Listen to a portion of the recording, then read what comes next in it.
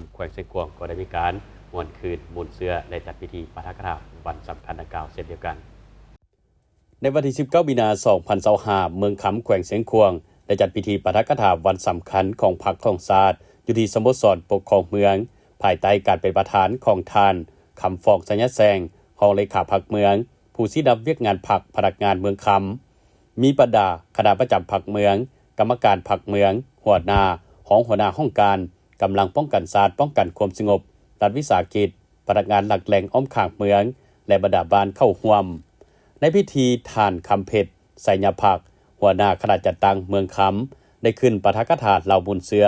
วันสร้างตั้งพรรคประชาชนปฏิวัติลาวครบรอบ70ปีให้ฮู้ว่าพรรคประชาชนปฏิวัติลาวเป็นองค์การจัดตั้งเสนาธิการทางการเมืองเป็นกองนำหน้าและเป็นตัวแทนแห่งสิทธิผลประโยชน์ของชนชั้นกรรมกรสาวผู้ออกแห่งงานลาวบรรดาเผ่าพรรคประชาชนปฏิวัติลาวได้นำพาประชาชนลาวบรรดาเผ่าเฮ็ดสำเร็จภารกิจปฏิวัติปลดปล่อยชาติลบล้างระบบลาเมืองขึ้นสร้างสังกัดใหม่ให้แก่ประเทศชาติประเทศชาติได้รับการปลดปล่อยอย่างสมบูรณ์พรรคกับเดินขึ้นในเงื่อนไขที่ประเทศเฮาก็คือ3ชาติอินโดจีนลาวเวียดนามและกัมพูเชียตกเป็นหัวเมืองขึ้นของจักรพรรดิลาเมืองขึ้นได้ถูกกดขี่ขูดหีดอย่างหนักหน่วงแต่ย้อนประชาชนลาวมีน้ำใจหักชาติหักปัดเกิดเมืองนอนของตนบ่ยอมเป็นค่อยค่าของศัตรูประชาชนลาวบรรดาเผ่าจึงได้ลุกขึ้นต่อสู้อย่างเด็ดเดี่ยวพิละอาจหารในขอบเขตทั่วประเทศแต่เหนือถึงใต้ได้เกิดขึ้นอย่างต่อเนื่องเช่นกระบวนการต่อสู้ซึ่งนำพาโดยองค์แก้วองค์กรมดำกระบวนการต่อสู้นำพาโดยพ่อกระดวดกระบวนการต่อสู้นำพาโดยเจ้าฟ้าปัจจัยกระบวนการต่อสู้ของนายคูคำและอื่นๆแต่กระบวนการต่อสู้ดังกล่าวถูกปราบปรามอย่างโหดร้ายปาดเถื่อนจากลูกมือของพวกลาวเมืองขึ้นภายหลังที่พรรคคอมมิวนิสต์อินโดจีนได้รับการสร้างตั้งขึ้นในปี 1930 อิทธิพลของพรรคได้ขยายตัวแห้งในปี 1934 คณะพรรคแคว้นลาวก็ได้รับการสร้างตั้งขึ้น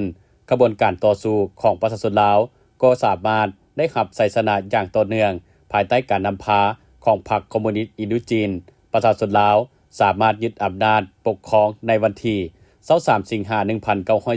1945 และได้ประกาศเอกราชในวันที่12ตุลาคม 1945 กองประชุมใหญ่ครั้งที่2ของพรรคคอมมิวนิสต์อินโดจีนปี 1951 ได้มีมติตกลงให้แต่ละประเทศสร้างตั้งพรรคเอกราชของตนขึ้นบรรดาสมาชิกพรรคคอมมิวนิสต์อินโดจีนของลาวก็ได้จัดตั้งคณะกรรมการประชาชนลาวขึ้นเพื่อสืบต่อภารกิจนำพาการปฏิวัติลาวพร้อมทางการเตรียมความพร้อมด้านต่างๆเป็นเวลาหลายปีจึงสามารถดำเนินกองประชุมใหญ่ครั้งทำอิฐขึ้นในวันที่22มีนาคม 1955 หลังจากพรรคได้ถูกสร้างตั้งขึ้น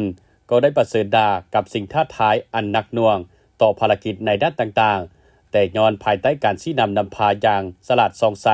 ของพรรคประชาชนปฏิวัติลาวกองทัพประชาชนลาวจึงสามารถตีชัยชนะจากพวกศัตรูได้อย่างสง่างามนอกจากนี้ในพิธียังได้รับฟังการเผยแพร่ประวัติความเป็นมาของรัฐวิสาหกิจส่วนภูคำตืบอีก